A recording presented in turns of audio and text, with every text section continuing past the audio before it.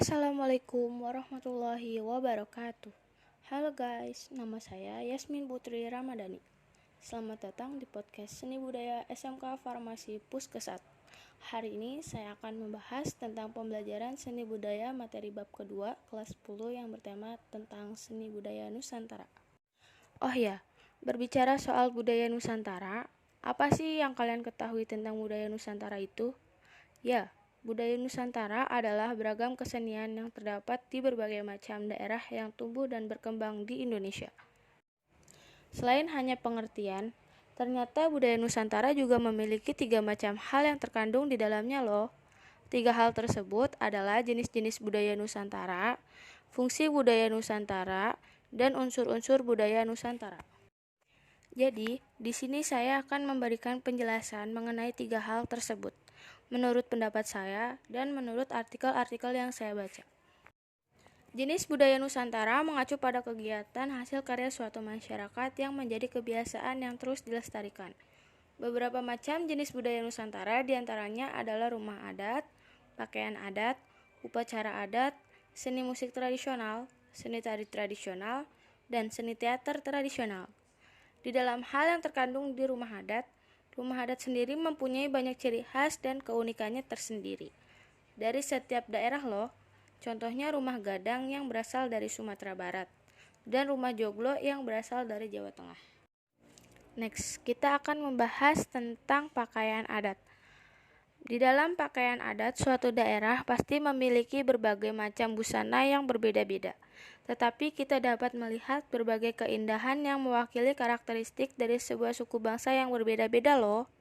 Contohnya, pakaian adat Paksian yang berasal dari Bangka Belitung dan pakaian adat perang yang berasal dari Kalimantan Barat. Next, kita akan membicarakan tentang upacara adat.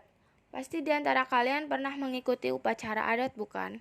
Misalnya, upacara adat sebuah perkawinan, perayaan sebuah kelahiran, atau mungkin pernah melihat upacara pemakaman, seperti upacara ngaben yang berasal dari Bali.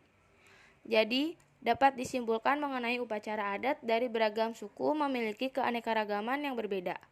Rangkaian adat yang terkait pada upacara adat memiliki aturan atau tata cara tertentu yang terkait dalam sejarah perjalanan sebuah suku bangsa sejak masa praaksara.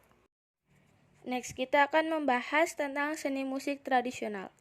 Seni musik tradisional itu seni yang menggambarkan suatu ciri khas masyarakat tertentu secara turun-temurun.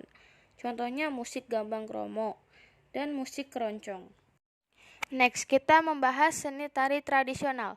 Seni tari tradisional sendiri merupakan seni tari yang lahir lalu berkembang di seluruh wilayah kepulauan Indonesia. Salah satu tari tradisional adalah tari piring yang berasal dari Sumatera Barat. Dan terakhir, ada seni teater tradisional. Seni teater tradisional itu merupakan suatu pertunjukan yang berasal dari daerah dengan membawakan cerita yang bersumber dari kisah-kisah mitos atau legenda. Contohnya lenong dari daerah Jakarta dan ketoprak dari daerah Jawa Tengah. Next, kita akan membahas tentang fungsi seni budaya Nusantara.